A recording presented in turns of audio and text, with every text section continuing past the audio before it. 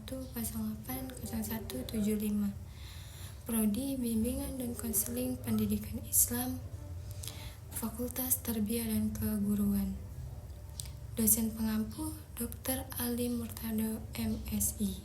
Saya akan menjelaskan mengenai pentingnya kualitas pribadi konselor dalam konseli untuk membangun hubungan antar konselor dan konseli.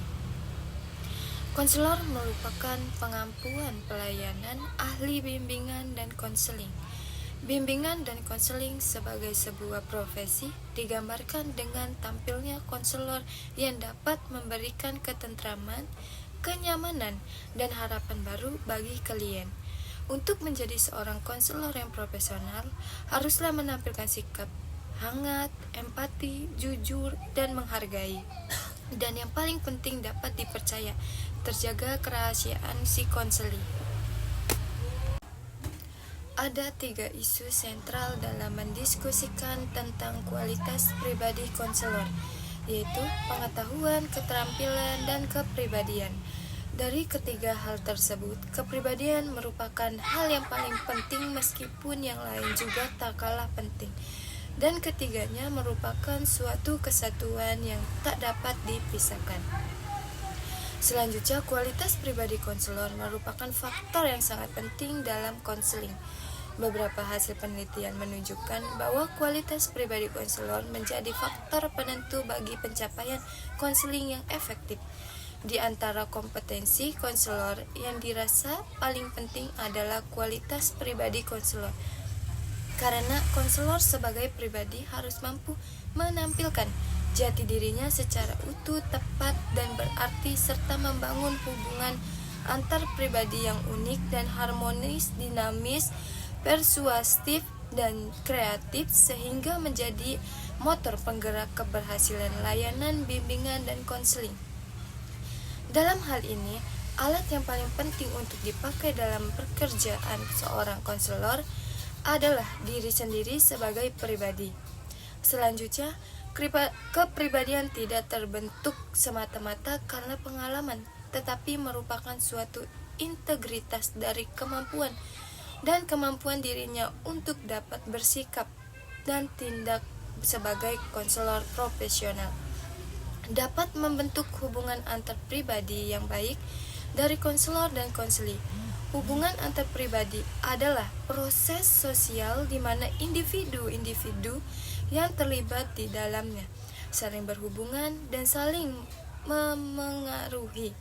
Lebih lanjutnya, hubungan antar pribadi adalah suatu hubungan di mana orang-orang yang terlihat dalam komunikasi menganggap orang lain sebagai pribadi dan bukan sebagai objek yang disamakan dengan benda. Jadi, dalam hubungan antar pribadi, kedudukan dan fungsi antar individu yang satu dengan yang lain adalah setara. Selanjutnya, yaitu hubungan antar pribadi merupakan kebutuhan dasar sebagai manusia. Hal ini dapat dilihat bahwa manusia selalu membutuhkan orang lain dalam kelangsungan hidupnya.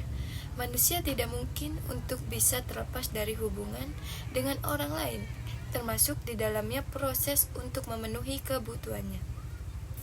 Di dalam memenuhi kebutuhannya, manusia selalu membutuhkan hubungan dengan orang lain, bahkan yang paling ekstrim pun dalam hal kemaknaan manusia. Manusia baru dapat dikatakan bermakna apabila manusia dalam kapasitas sedang berhubungan dengan orang lain. Untuk mencapai tingkat kepercayaan konseli, agar mampu mencapai tujuan konseli yang telah ditetapkan, agar konseli dapat mengekspresikan diri, pengalaman, dan perasaan secara bebas, sehingga pemahaman diri dan lingkungan akan semakin baik serta timbul keberanian untuk mengambil keputusan secara efektif, maka diperlukan kualitas hubungan antar pribadi yang baik dari konselor dalam konseling. Lalu selanjutnya, pribadi konselor yang amat penting mendukung efektivitas perannya adalah pribadi yang altruistis, rela berkorban untuk kepentingan konseli. Kepribadian konselor merupakan titik tumpu yang berfungsi sebagai penyeimbangan antara pengetahuan mengenai dinamika perilaku dan terapeutik. Ketika titik tumpu ini kuat, pengetahuan dan keterampilan bekerja secara seimbang dengan kepribadian yang berpengaruh pada perubahan perilaku positif dalam konseling. Namun ketika titik tumpu ini lemah, yaitu dalam keadaan kepribadian konselor tidak banyak membantu, maka pengetahuan dan keterampilan konselor tidak efektif digunakan atau akan digunakan dalam cara-cara merusak kualitas kepribadian konselor. Pengetahuan mengenai perilaku keterampilan konseling masing-masing tidak dapat saling menggantikan. Selanjutnya, perilaku profesional paling tidak merefleksikan 3 hal, yaitu yang pertama, perilaku tidak hanya dibatasi pada setting konseling, tetapi situasi apa saja ketika konselor menampilkan perilakunya. Yang kedua, yang dibicarakan adalah konteks yang seharusnya bukan sesuatu yang secara nyata ditampilkan oleh konselor. Ketiga, siapa tahu yang mengklaim sebagai konselor harus tunduk pada kode etik konselor. Konselor profesional senantiasa terbentuk secara ekologis dengan berpegang teguh pada norma-norma dan nilai-nilai spiritual dan sosial. Selanjutnya, ada 4 penting kualitas hubungan konselor dengan klien. Yang pertama, kongruensi. Yang kedua, empati. Yang ketiga, perhatian secara positif tanpa syarat. Yang keempat, menghargai. Selanjutnya, Koren menjelaskan bahwa bagian penting dalam konseling adalah menjadi konselor yang efektif. Beberapa penelitian pakar konseling mengemukakan bahwa keefektifan konselor banyak ditentukan oleh kualitas pribadinya. Kualitas pribadi konselor adalah kriteria yang menyangkut segala aspek kepribadian, sangat penting dan menentukan keefektifan konselor jika dibandingkan dengan pendidikan dan latihan yang diperolehnya. Secara umum, berangkat dari hasil penelitian tersebut, beberapa karakteristik kepribadian menurut Willis yang perlu dimiliki seorang konselor adalah sebagai berikut. Yang pertama yaitu beriman dan bertakwa. Yang kedua, menyayangi manusia. Lalu komunikator yang terampil, pendengar yang baik, memiliki ilmu yang luas terutama tentang wawasan tentang manusia dan sosial budaya, menjadi narasumber yang kompeten, fleksibel, tenang, dan sabar. Menguasai keterampilan atau teknik, memiliki intuisi, memahami etika profesi, respek, jujur, asli, menghargai, dan tidak menilai. Empati, memahami, menerima, hangat, dan bersahabat. Fasilitator dan motivator, emosi stabil, pikiran jernih, cepat dan mampu, objektif, rasional, logis, dan konkret, dan konsisten dan tanggung jawab. Sementara itu, Apkir merumuskan bahwa salah satu komponen standar kompetensi yang harus dijiwai dan dimiliki oleh konselor adalah mengembangkan pribadi dan profesionalitas secara berkelanjutan, yang di dalam meliputi yang pertama, beriman dan bertakwa kepada Tuhan Yang Maha Esa. Yang kedua, menunjukkan integritas dan stabil kepribadian yang kuat. Yang ketiga, memiliki kesadaran diri dan komitmen terhadap etika profesional.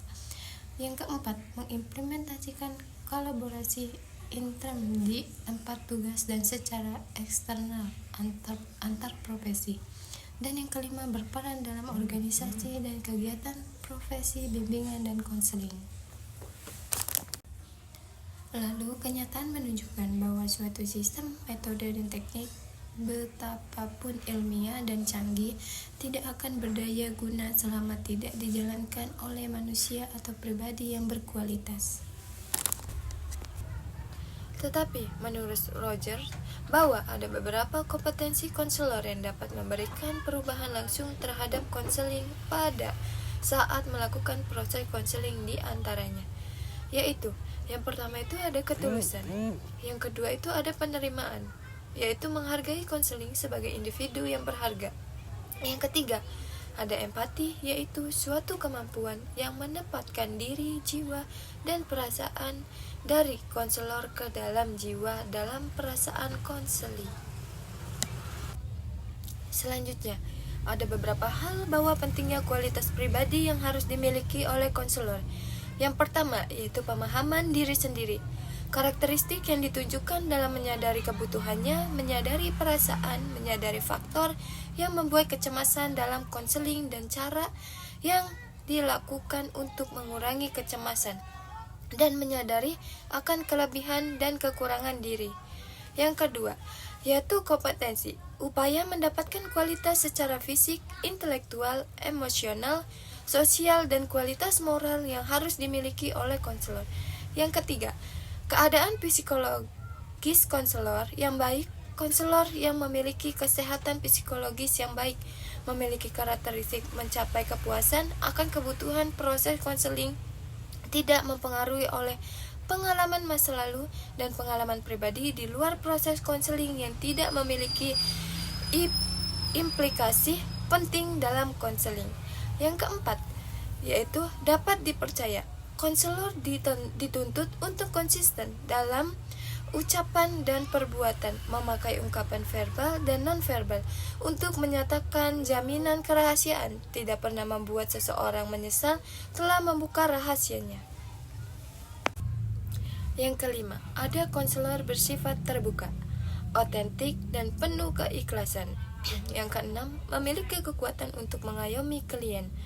Kemampuan untuk membuat klien merasa aman yang ditunjukkan dalam hal memiliki batasan yang kebekuan suasana, berbagai pengalaman emosional, dan memungkinkan klien menjadi peduli, beralasan dalam berpikir, dapat mengatakan sesuatu yang sulit dan membuat keputusan yang tidak populer, fleksibel, dan menjaga jarak dengan klien, tidak membawa emosi klien. Yang ketujuh, kehangatan merupakan pada diri sendiri. Yang kedelapan, pendengar yang aktif ditunjukkan dengan sikap dapat komunikasi yang sering dilakukan secara normal nonverbal dengan tujuan untuk mencairkan berkomunikasi dengan orang luar kalangannya sendiri, memberikan perilaku kepada klien dengan cara yang dapat memunculkan respon yang berarti dan berbagai tanggung jawab secara seimbang dan klien. Yang kesembilan, kesabaran.